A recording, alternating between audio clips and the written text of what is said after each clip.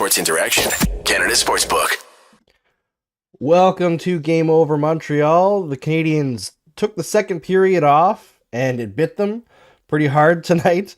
Unfortunately, it was against the hated Ottawa Senators. But hey, you know what? For a game between the Montreal Canadiens and the Ottawa Senators, this was relatively free of shenanigans. Now, did Austin Watson try to headshot Uri Slafkovsky? Yes, he 100% did. But Slafkovsky saw it and evaded it. So, pretty much no shenanigans. I tried to start some, but, we got free of it this time. It was a relatively normal game, and that is something to be said between these two teams. They usually can't play a normal game. Whether it's crazy injuries or just total nonsense bench-clearing brawls or, one team scores 4, the other team scores 4, goes to a shootout. This is a relatively normal one. So, decent game overall from the Montreal Canadiens, even though they took the second period off. They ended up ahead at even strength, but once again, as has been the story so often this season, the difference is on special teams. And the Canadiens can't seem to figure it out. They did score one up a man with a delayed penalty from Dvorak, but doesn't really count on the power play. So we got a great show for you tonight. We're going to talk about all those things. We're going to talk about Kirby Dach, the good and the bad tonight. We're going to talk about Jonathan Drouin's return, the consternation around him and Armia in the fan base, whether or not that's justified. And we've got Tony Ferrari on from the Hockey News, which is super exciting. We're going to talk a little bit about his top 50 prospects list that's coming out real soon at the Hockey News. We're going to talk about the World Juniors, Habs prospects that made it, didn't make it, who to watch out for, all that kind of fun stuff. But first, I got to tell you about Sports Interaction. You think you know which way it's going to go? Make your bet with Sports Interaction. Whether it's the World Cup, which only has one game left, I believe now. Yeah, it's fantastic setup between Argentina, who are so due. Everyone wants Messi to win, and France, who are just a power and never seem to go away. I'm going all in on Messi. I don't know what you all. Hockey, football, basketball, Sports Interaction has you covered. Bet pregame, live in play, or on one of our many prop bets. Join now and see all sports betting has to offer. You want to bet? Head to sportsinteraction.com/SDPN. That's sportsinteraction.com/SDPN. 19 plus. Please play responsibly. Now let me welcome in our amazing guest, Tony Ferrari, a veteran of last year's Game Over Montreal, Game Over Juniors. Tony does everything. He's great. Welcome, Tony. I hear you talking about no shenanigans, but you didn't even mention Caden Gooley intentionally firing a puck onto the Sens bench. Does anyone, you know what? When he did it at first, I thought it might have been intentional. But I don't know. He's not quite Daniel Alfredson. No, it was a funny moment. I mean, obviously, thankfully, the trainer's okay after going to get a few stitches and getting cleaned up. But yeah, it was one of those things where you saw Brady kind of getting going, and I'm like, oh, is this going to be the moment things turn?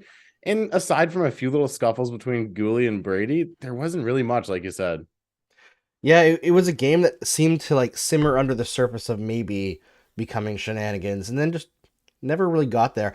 I wonder if the Sens had scored 4 if it would have got to that point. There was a period in that second period where it seemed like they were going to score 4 or 5, and maybe if it got more out of control, the Canadiens would have lost their composure a little bit more. But thankfully, nobody seemed to really get hurt, and no major shenanigans to report, even though Caden Gooley is clearly a sniper trying to take out... was it a medical trainer that he hit there, or was it an assistant coach? Yeah, it was a medical trainer, and I mean, that if you're going to take out somebody on the bench, that's who you have to take out. Because then anybody else you injure has no help. Yeah. So, oh God. I'm sure there's some people who think that Gooley did that on purpose, but we don't need to talk about them. All right. Kirby Dach, I think, is the main story of the game for the Montreal Canadiens, because from the first penalty, which I think we'll probably agree, Tony, was definitely a slash, but on you could argue it was on the soft side, but he probably wasn't justified in being as mad about it as he was at the time. He clearly got in the refs' faces on that one. And then in the second period, I don't think that was interference on Brady Tkachuk. That seemed to me like a puck battle and just two guys getting into it physically. and he clearly lost it a little bit. I don't know what he said to the officials, but it seemed to be okay until he slammed the penalty box door and got the extra minor there. What was your take on Kirby Dach tonight? Because after all that, he goes out and then kind of starts the comeback. Yeah, it was really interesting because, like you said, that first penalty, while it's probably a softer call, it's one that I think we've seen over the last couple of years, even with the kind of crackdown on slashing and everything. It was a penalty that I'm like, okay, like if you're going to call that, that's a way to keep the game under control. And like you said, there was no shenanigans, so maybe it ended up keeping the game under control. But I understand Kirby getting mad and getting a little pissed off and slamming the door on the second one because, yeah, that one seemed a little soft. So I think maybe something he said on the first one got under the ref's skin and they called that second one. And then him probably chirping off even more and slamming the door. He probably shouldn't have been a double minor. I don't know how many times we see guys slam doors in the NHL going to the penalty box, but the refs clearly had some sort of shenanigans. And if there wasn't going to be shenanigans between the Sens and Habs, you might as well have it between the refs and Habs. Yeah, less chance of injury that way, I guess, unless somebody goes full Dennis Weidman, which I don't think anybody will. But what kind of wrecked it for me, that whole situation, was that Dach got dinged for abuse of official, not unsportsmanlike conduct. And that, I'm like, come on, ref. You didn't get abused. Goofy. Yeah, that's pretty crazy. Like, because if it would have been something that he said, they would have called it while he was on the ice and not in the penalty box after he slammed the door. So it's like he said something to the ref, and then him still being angry and slamming the door was like, you know what? I'm going to turn around and I'm going to take that seriously as abuse of official. Like, that's kind of nonsense. Yeah. It reminds me of one of those NBA technical fouls where they weren't going to call anything until you started chirping at them or you said something earlier in the game that now they're on watch and they throw the extra 2 minutes for Kirby here in this one. And it was unfortunate because I think the only part of this game that the Sens were clearly better than the Habs was on the special teams, like you said earlier in the show. Yeah, it is unfortunate. And then you got the Slavkovsky situation where he very clearly held the puck, which is the second time in like a week and a bit that the Canadiens have done that. Nick Suzuki did it while shorthanded against the Oilers recently and basically gave them a full minute 5-on-3, which is like from Nick Suzuki, who's an incredibly smart player. It's pretty weird that keeps on happening. But at the same time, I noticed that in the third period, Jake Sanderson did the exact same thing. He caught the puck in the air, evaded a check while holding onto it, and then threw it down to himself. And I was like, all right then. Yeah. All right then. It's one of those things where I think the ref goes, does he close his hand on the puck? Does he not close his hand on the puck? In my opinion, when you're evading a check like Sanderson did, as much as I've enjoyed Sanderson's play this year, it probably means you had a pretty good grip on that puck and it probably should have been a penalty. But yeah, I think that's what the refs are looking for on those is, does he close the hand on the puck? Or, I mean, in Justin Hall's case, does he decide to throw it through the neutral zone? That's what Suzuki did too. He picked it up and threw it forward. Yeah, to me, like, it's such a tough one to say because, like, most times I think when guys catch pucks in the air, we all know they're closing their hand on the puck. It's all about, like, do they make an extra move to change the direction of their skating or the puck itself to put themselves in a more advantageous position, right? And I think anytime that a player does that, you have to call it, right? And Slav did that, Sanderson did that, but it's not like it would have mattered for the Canadiens anyway because the power play is terrible. You just score before the power play starts. That's all you need to do. Yeah, there you go. Christian Dvorak with the second goal tonight to make it close. And unfortunately, they couldn't close it out. But we're going to talk about some other stories other than the fact that the Canadiens' power play sucks here. We're going to talk about the return of Jonathan Drouin because I saw people kind of laying into him on Twitter for that miss at the blue line at the end of the game, which was a bouncing puck. But before we talk about Drouin and Armia, and I want to talk about Jake Evans as well, I got to tell everybody that we really appreciate you watching the show. And if you're watching the show and you like it, make sure you click that like button. Make sure you click subscribe to SDPN. Hit the bell there to be notified whenever there's a new video. And if you really like the show, well, come on, help us grow. Take that share button at the bottom of the YouTube video and put us on your favorite social media. Tell your friends about the show.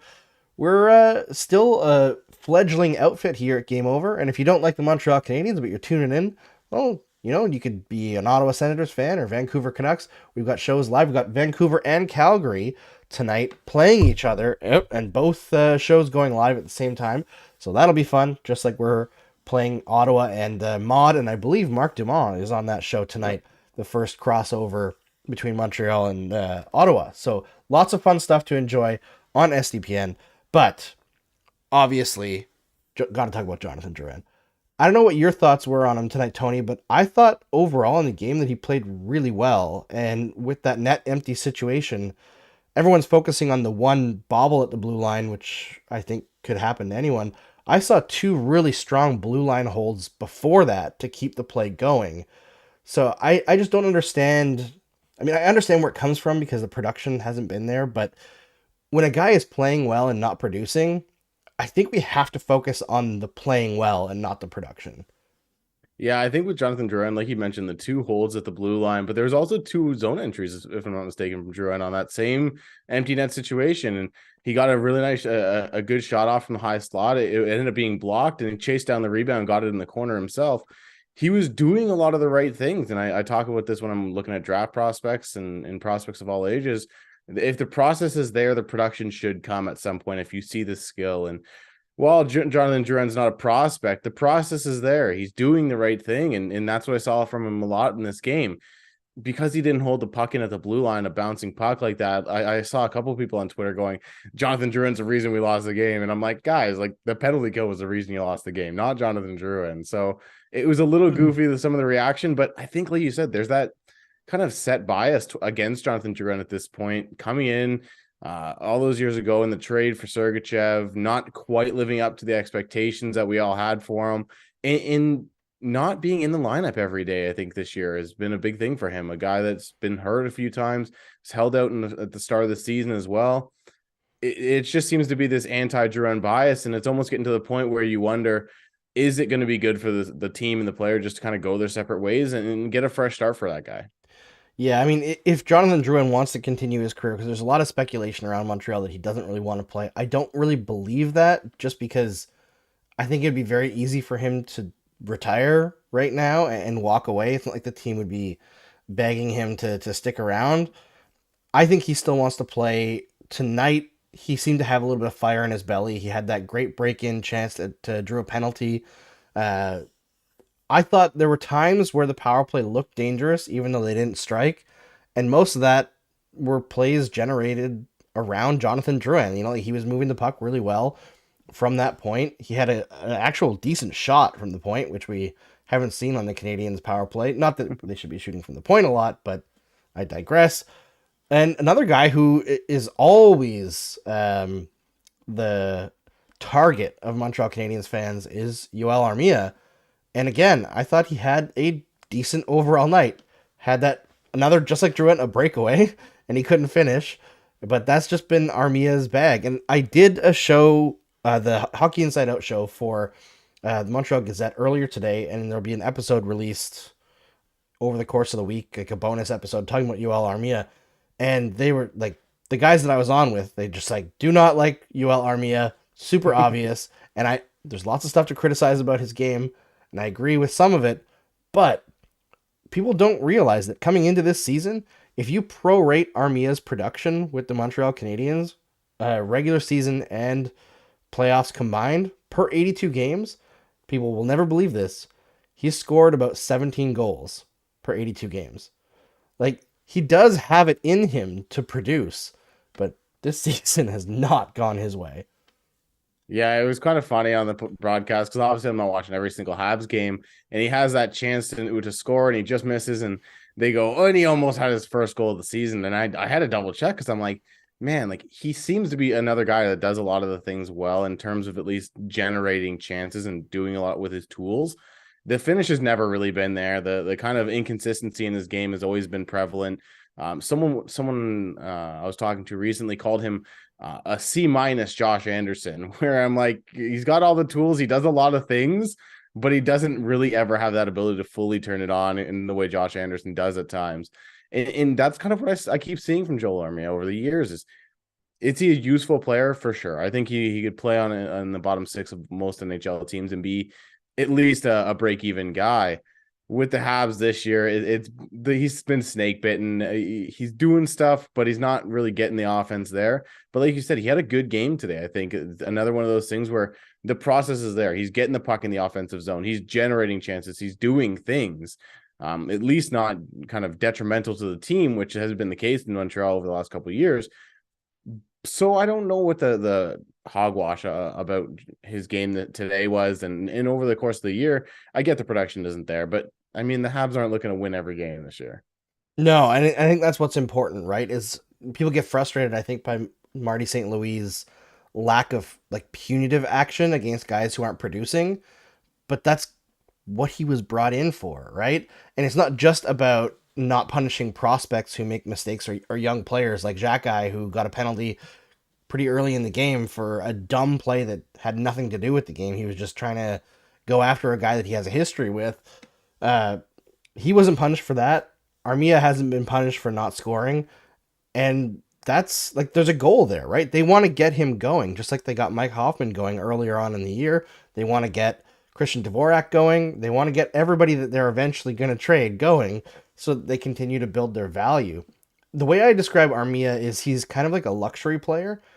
I think he is a fantastic fourth liner on a contending team, but he's not a guy who can be a scorer on a third line. Like a third, like if you, the way the modern NHL is, right? Your third line is no longer a checking line, it's more of a scoring line on good teams.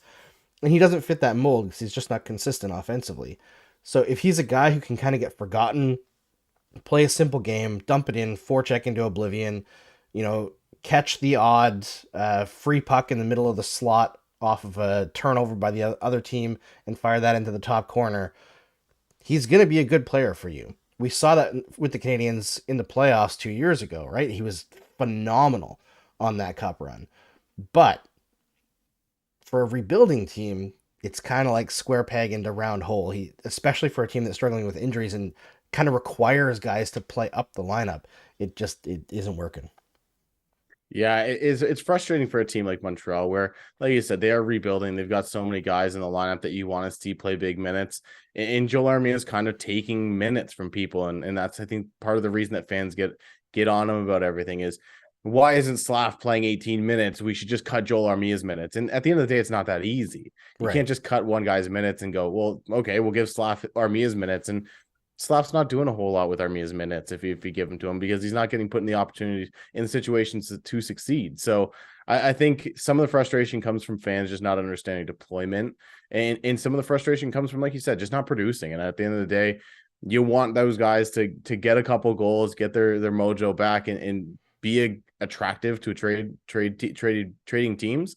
But it's going to be interesting to see what Armia does the rest of the way, because, like you said, he is that luxury guy that could work on a Colorado or Tampa Bay, but on Montreal, on an Ottawa, and teams like that, it's just not worth having those guys. Yeah, 100%. I mean, the expensive fourth liners is a Bergevin and Hallmark, right? So, and yeah, Romelli here in the chat wisely points out the biggest problem with Armia is his cap hit versus production. 100%. Yeah. Like, nobody wants a Yoel Armia for $3.4 million except for Marc Bergevin. Right? Even on a contending team, you want a Yoel Armia, but not for that price. You want it at like half that price maximum. And that's why, like, if the Canadiens were to trade him and get anything in return, it's going to be holding back some salary, I think. And Ian Boisvert in the comments also says, I don't think people realize that the only alternative to Drouin on Armia right now is Rem Pitlick. So they're probably optimizing the lineup as it is.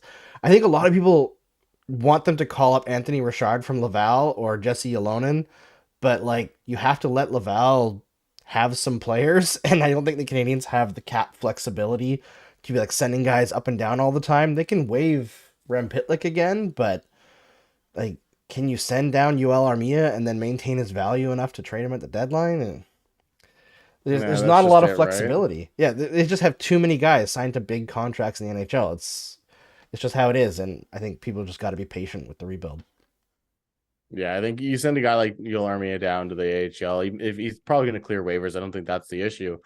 But as soon as teams go, oh, he was in the AHL for a bit, that immediately tanks any trade value that he had. And hopefully you can sell a team on that role of, hey, we'll retain salary and give you them for the fourth line and let him be that guy for your team as you make the run in the playoffs. 100%. All right, I know I wanted to talk about Jake Evans, but I want to talk about the prospects more. I talked about Jake Evans a little bit on the last show. I thought he had a fantastic game against Calgary, and once again, a great game in this one. Crazy pass to Dach on the first goal to get the comeback started. But let's talk about prospects, Tony, because you've got this top 50 prospects coming up. Got to ask the question that's on every fan's mind as we're going through this show. How many Montreal Canadiens prospects are in the top 50, and what is there a cutoff that would allow a guy like Slavkovsky to remain in there, or is he out because he's in the NHL? Well, unfortunately, I'm not doing drafted prospects. It's all draft Oh, eligible prospects. my So mistake. probably two or three, if we're being honest, for the Montreal Canadiens, because they're gonna have a few draft picks in the first round. I expect them to get a couple at the top of the draft. But I mean, just looking in Montreal's system, I think they have built up a good prospect system. I think guys like Slav and guys like Josh Wall, who we'll talk about at the World Juniors and everything like that, they're guys that are going to be difference makers at the next level. Even a guy like Oliver Kapanen, I think, has a role at the next level for the Montreal Canadiens. So they've got a good prospect pool. I still think they're missing that 1A star, and maybe Slot becomes that. But at the end of the day, this year's draft has quite a few of those guys. So it's going to Yeah. be interesting. Yeah, it is going to be an incredibly fun draft. I think there's more like high-end talent in this draft than geez, it's been a while, I feel like. Maybe Yeah. I'm trying to think back. The Mitch Marner draft seemed to be pretty strong at the top, if I remember correctly. Yeah, that 2015 draft is probably the closest thing to this one. 2019 was really strong too because of that NTDP team, and we're seeing some of the fruits of that draft now. But that 2015 draft is the one that I like into this one because you have in this draft you have Bedard, Fantilli, Mitchkov, Leo Carlson, even, and in that draft you had guys like McDavid, Eichel, Marner coming out of that draft. So there's a ton of high-end talent in this year's draft. And like I said, Montreal, if they end up falling and getting the fourth pick, if they end up getting the sixth pick, they're going to get a player that's probably a top 3 pick, possibly even a top 2 pick in most year's drafts. And if they do win the lottery and end up with one of those top 2-3 picks, they're probably getting a player that would likely go first overall in most years. Yeah, it's an exciting time for teams in the bottom, which is always fun. It makes the games worth tuning into at the end of the year when you're hoping to see something special, but you know nothing's going to come of it. Speaking of the Canadiens prospects at the World Juniors, I know Riley Kidney was hurt. I don't know if it was coming into the development camp, or not development camp, but the selection camp, or if it was during it. But it seems like it was minor enough that he could have possibly been fine during the tournament, and obviously played in the summer tournament. Do you think it was a bit of a disappointment for him not making it, or is it just like they don't have time to worry about injuries? This is how they have to do it. Yeah, I think it's a little bit of a combination of both. If I'm not mistaken, he was hurt in the first game against U Sports. Tried to play in the second one, was dressed for it. They had an extra forward dressed just in case, and he ultimately couldn't go. And I think him being a bubble guy at this tournament, looking at the roster, ultimately the team went, we don't know exactly where your fit's going to be, and if this injury lingers at all, then it's not necessarily worth it bringing you there. There's only so many limited roster spots. They don't have 25-man rosters like they did at the last couple tournaments because of COVID. They went back down to 23-man rosters. So I think Kidney's a guy that they would have liked to keep around, and if they had 25-man rosters, he might have been there. But with the injury and just concerns about wanting to make sure that this team is healthy and strong going forward, it just kind of made sense to leave him off this year. Yeah, and my other question is, did Shane Wright being released by the Seattle Kraken to go back to this tournament screw over Owen Beck? I'm gonna say no, because I think Owen Beck screwed over Owen Beck, and Really? I'm not saying that because I think he's a bad player by any means. I think the fact that Owen Beck doesn't have the positional versatility that so many other players in this on this roster have. You have a lot of centers on this team. Just looking at it right now, I think there's 8 guys. Yeah, 8 guys on the forward roster that are listed as center or center wing. So with the fact that Owen Beck is a guy that only plays center, he's made it clear over the last year or so that he is a center. He's not really a winger, and his game does thrive in the middle. I think that's why he ended up being left off this roster. He'll have another shot next year, if I'm not mistaken. But at the end of the day, when you have forward depth, where I think Connor Bedard's probably going to be on the wing, you have Shane Wright, Adam Fantilli, Zach Dean, Nathan Gaucher. At the end of the day, it was just a fit thing for Owen Beck not making the roster. Again, he's one of those guys that I'm like, if they had the 25-man roster, he might have been the guy that kind of makes the team still. Yeah, it sure seems like because of when the last tournament took place, which seemed to get almost no traction compared to a usual World Juniors amid, Hockey Canada scandal and in the Yeah. middle of the summer and a bunch of players like Caden Gooley, Shane Wright just straight up not going because they wanted to be healthy for NHL training camps. This team seems to be so much deeper. So a guy like Joshua Waugh, who did make it, who scores like crazy uh, in the queue and seemed to have a big role in the summer tournament. Do you expect him to still have a big scoring role on this Team Canada where he's kind of looking at like a point per game production kind of thing? Or is he going to actually have a smaller role despite like being the same player or maybe even slightly better than he was a couple months ago? I think he probably ends up being the offensive piece on the third line. We talked about how the NHL teams have kind of moved away from that checking third line, and it looks like Canada, for the most part, has kind of done the same thing. I think a guy like Josh Wall really brings that scoring element on the third line. And does he end up getting a chance up with one of the top two lines? I think that top line right now, at least in camp today, it looked like Othman, Wright, and Dylan Genther.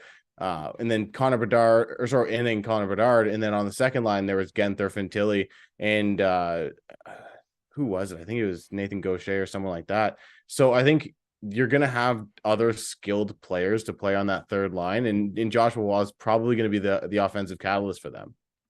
Yeah, I think most people still hear third line and they're like, oh, well, they're not going to get much offensive opportunity. But in a tournament like this, with the way Canada plays, like there's going to be a lot of opportunity for offense from the third line. It's not like they're Yeah, playing, Sammy Paulson style hockey anymore. and the other thing with that too is the fact that this year's tournament, because so much attention is going to be paid to wherever Connor Bedard is, and then there's going to be attention paid to wherever Shane Wright is, it's going to be really interesting to see who is the defensive pair that a guy like Josh Waugh is going to go up against. I just pulled up the lines now that they had today. Zach Dean, Nathan Gaucher, and Joshua Waugh on the third line.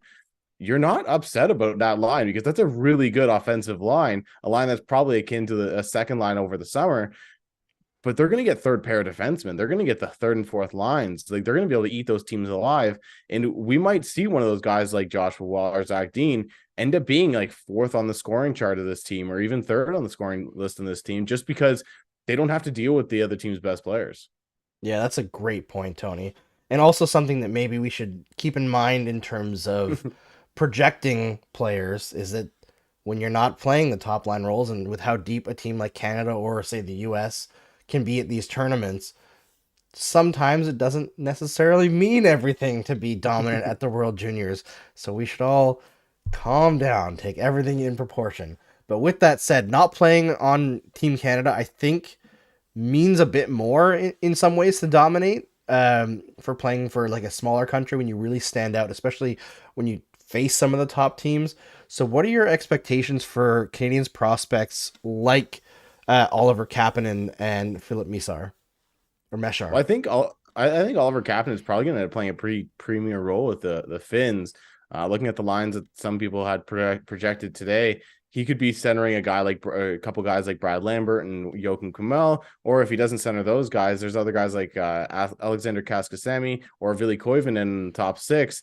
And at the end of the day, I think he's going to be a top six center for that team because he is one of the more natural centers on the team. So whether Brad Lambert plays center could determine whether or not he's the captain is the first line center or the second line center. But he's going to have a pretty good opportunity with them. And then a guy like Philip Meshar, we've seen how much fun he is this year in Kitchener. He does a lot of really pro-ready things, and he's going to be like that when he goes over to the tournament as well. So I think he's going to be a guy to watch, being a sneaky guy that could make the All-Star team if they can make a run with that team. At the end of the day, though, it's going to be tough when they go up against teams like Canada and Sweden because those two teams are absolutely loaded this year. Yeah, absolutely. Rock Smash in the chat says that remember Waugh was the most used even strength forward in August. He'll get ice. The assistant coach is his coach in Sherbrooke. I mean, yeah, especially if he's not on one of the main power play units, right? If you're not playing a lot of power play, you're going to be leaned on for the shift right after the power play. So sometimes if you're rolling lines, which I don't think they should do with guys like Connor Bedard on the team. But Canada tends to sometimes do the rolling the lines thing. Your third line can end up with a lot of even strength ice time. So I think he'll have lots of opportunities to produce. But we kind of buried the lead here a little bit, Tony, because I think the most exciting guy for the Canadians to watch in this tournament we haven't spoken about yet, and that's Lane Hutson for Team USA. And all appearances seem to show that he's going to play with Luke Hughes on the top defense pairing for Team USA. Is there a more exciting defense pairing in like the last 10 years in the World Juniors than those two together? No, that's cowboy hockey right there. That's going to be some fun hockey if those two end up playing together, because both of them are extremely dynamic. Both of them want to push the pace, and both of them are basically forwards at times. So it's going to be fun to watch a 5 forward unit for the US. With that said, I think both those guys are going to be asked a lot of this year with that US roster, the way it's looking. Outside of the top line where they've got Snuggerud and Cooley, their offensive depth is kind of lacking. They've got a lot of third line grinder type guys, a lot of guys that are depth scorers, but they don't quite have the offensive firepower that we're used to seeing from the United States. They definitely, I think they're going to miss guys like Ty Voigt and Sasha Pashchov, who was at the tournament last year and was pretty good over the summer. If not mistaken, he had 8 points in 6 games. So it was weird to see them leave him completely out of the camp roster. And that defensive core in general for the States is going to be loaded. They probably have the best defensive group in the tournament. But Lane Hutson and Luke Hughes at the top, especially Luke Hughes is going to be expected to do some big things at this tournament. He's going to be maybe the best defenseman at the tournament. And Lane Hutson's going to get all the opportunity to do just as well, because he is probably their third or fourth best offensive player after a guy like Luke Hughes and Logan Cooley. So it's going to be so much fun to watch them go. And especially if they do just decide, hey, we're going to pair a bunch of offensive guys on the back end because we don't have forwards that can do it. Yeah, I feel like Luke Hughes is kind of going to be given the like Thomas Chabot for Team Canada treatment a few years ago, where he was playing like 35, 40 minutes a game in the medal round. It's going to be fun to watch. I guess Owen Power also had big minutes when he was playing in the World Juniors. Seemed to be relied on in every single situation. It's going to be fun to see who sinks and who swims. Other than that, Tony, is there any Canadiens prospect that's caught your eye at all this year? Oh, Philip Machar is probably the guy that I'd go with there, just because of how funny he is, how skilled he is. He plays such a mature game, and he really just dominates the board battles and the little things. I think Leafs fans like to just go off on John Tavares and call him the king of little things. I think that's something Steve goes off about. And Philip Machar does a lot of those same little things that make him really good. And he does have the speed and the burst out in open space. He is still young and he's still developing, but he plays bigger than he is. And I know there's some people that are concerned about the size a little bit, but he's not a guy I'm worried about. I think he's going to be a really good pro. And the fact that he's not in the AHL this year is going to be an interesting thing for his long-term development. I think that's going to be something that we all look back on and go, what was going to be best for him? But at the end of the day, he's tearing up the OHL. He's doing a really good job there, and helping that Kitchener team kind of get back on track after starting pretty slowly earlier in the year and being a little bit inconsistent. But yeah, he's a guy that I just love watching this year. Yeah, from what I've heard behind the scenes, he may not be long for Kitchener. This is kind of the scuttlebutt, and that happens a lot with high-end prospects around the World Juniors. It seems that's kind of like the point where they make the decision and they can get somebody to come in while that player is off, not playing. But I've heard some things going down in Kitchener, not to do with Mishar himself, but just it seems to be a little bit of a mess down there, and that the preference might be to move him to a team with a little bit more put together situation. Yeah, my vote goes to Windsor because they're a good team and they're in my backyard, so I can watch them a lot. There you go. Yeah, I've heard Windsor mentioned. I've heard North Bay as well. Actually, had to look up where North Bay was, and I was like, it's a bit of travel. Yeah, they're a really good team this year, but they're not a team that I want to watch a ton because their jerseys are ugly and they're got a really bad camera feed, I'll be honest with you. I mean, their jerseys have been ugly since before they were in North Bay. Yeah. They got to move on from whatever it is that they think they're doing. Just change the name. It's got to be something else. Well, they're coming out with new jerseys apparently, so like hopefully they're better. But we'll see. The colorway still seems jersey reveals are always it's fun to watch on Twitter. It's always a calamity, right? There's people who are like, these are the greatest, and there's people who think everything's terrible. But hopefully we Yeah. can get some nice ones here. Rock Smash says I'm fully on board to manifest the Ben Sherratt for Connor Bedard trade. I don't know if you know this, Tony, but the Florida Panthers traded an unprotected 2023 first for Ben Sherratt last year. I know it. I have a buddy at work who's a Montreal fan, and every couple days he goes, "Florida's still out of the playoffs. Yeah. Florida's not in they're not in the playoffs." And he was saying before the season that his hope is that Montreal gets a top 10 pick with their pick and a top 3 pick with Florida's. So I mean, as much as that seemed a little goofy at the start of the season, Florida not necessarily securing their playoff spot the way they did last year is going to be an interesting storyline to follow for Montreal as well. Yeah, I'm sure eventually the Panthers will find their way out of it because I think they're still like fourth or fifth in both even strength and all situations expected goals. Like, Yeah. eventually that has to matter. But then again, and we're starting to see Detroit come down to earth a little bit too, Yeah. which is the big reason that they haven't necessarily been in a playoff spot. or the Montreal Canadiens are playing 3D chess and they lost to the Ottawa Senators. So the Senators can vault up the standings and overtake the Florida Panthers as the Detroit Red Wings fall. And that is the gambit to get another lottery pick for the Montreal Canadiens. And I'm sure that that's realistic. Yeah, the galaxy brain of Kent Hughes is real, boys. If they end up getting a pick that's like eligible for the lottery from that Florida situation, that's best trade ever. Goodness. Yeah, unless they get another first for Monahan.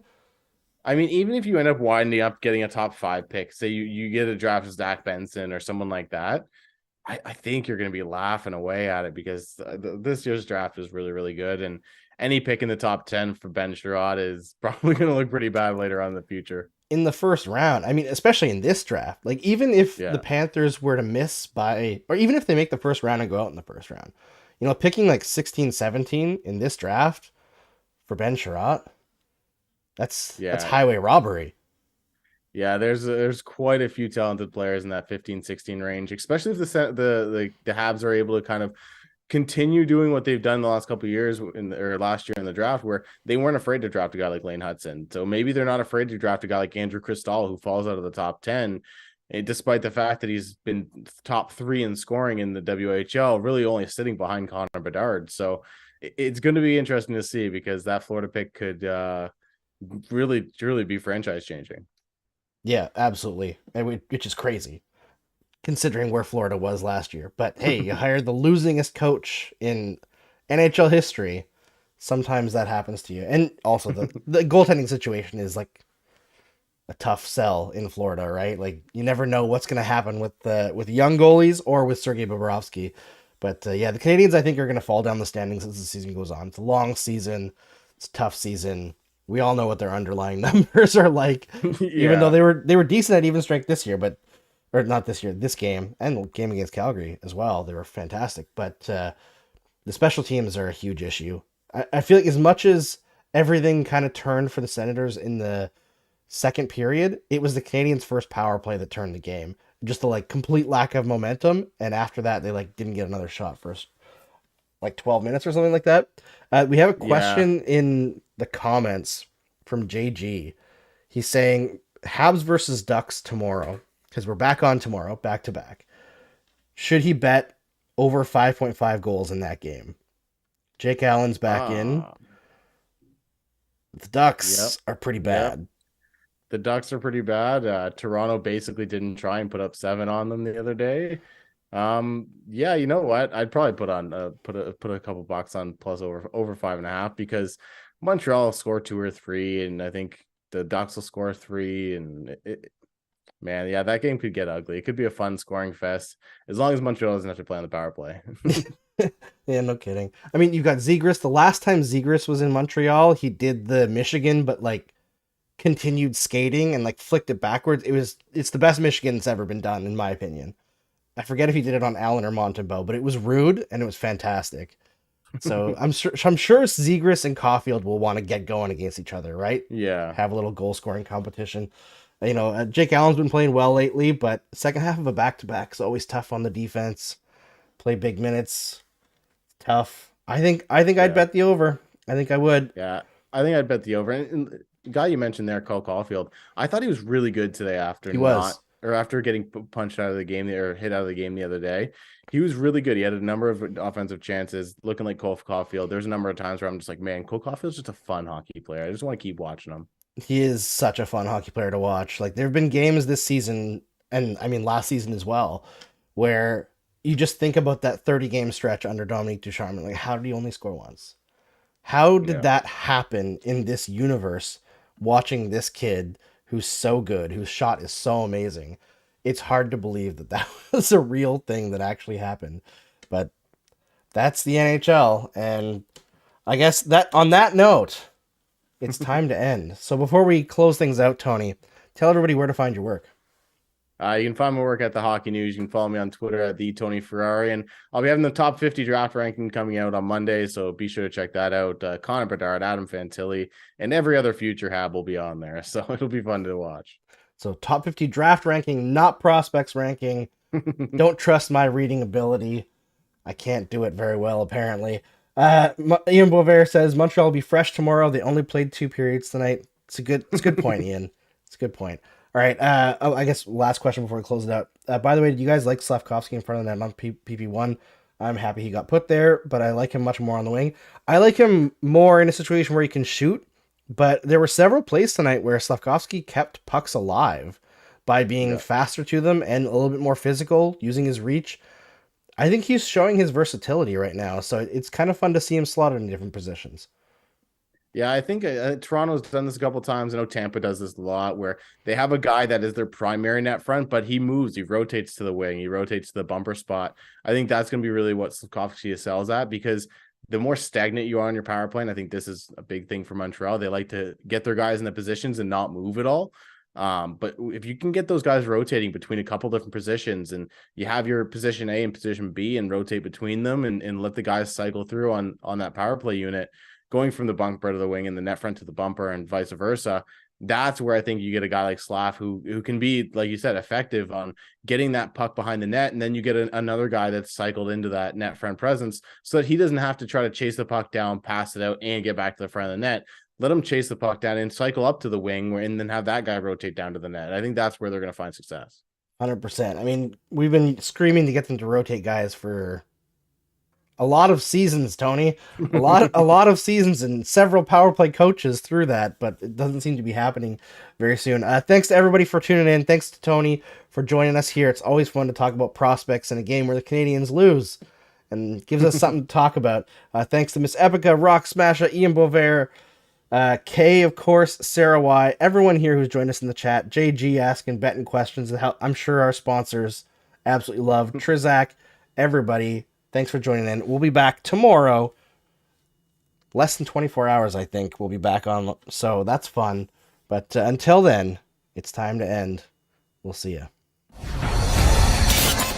Game over! Powered by Sports Interaction, Canada Sportsbook.